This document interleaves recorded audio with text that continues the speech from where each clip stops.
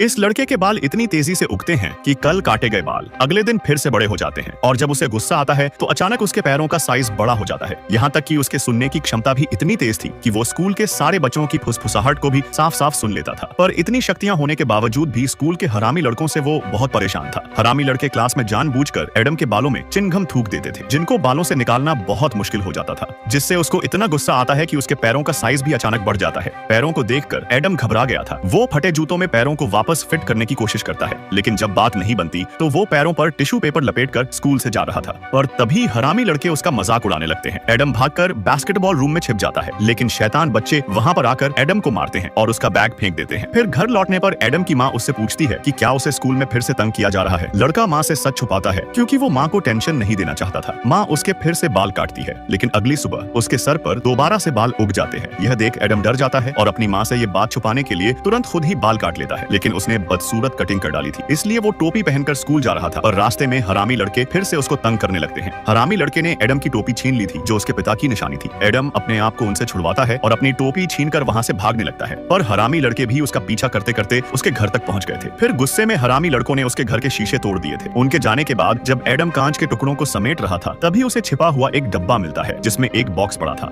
Adam को box के अंदर उसके पिता के लिखे हुए लेटर मिलते हैं, जिससे उसको पता चला कि उसके पिता अभी भी जिंदा है और वो माँ के संपर्क में भी है। एडम धोखा महसूस कर माँ से बहस करता है और पिता को खोजने के लिए माँ से छिपके सवारी पकड़ जंगल की गहराइयों में पहुंच जाता है। जंगल में आते ही उसे पीछे से कुछ अजीब सी आवाज आती है, जैसे कोई उसे घूर रहा हो। लड़का घबराकर आवाज लगाता है और पौधे में पत्थर फेंकता है। तभी वो अचानक डरकर जंगल से भागने लगा था, क्योंकि उसने एक बालों वाला राक्षस देख लिया था। लेकिन भागते भागते वो जाल में फंस जाता है और लुढ़कता हुआ पहाड़ी से नीचे गिर जाता है।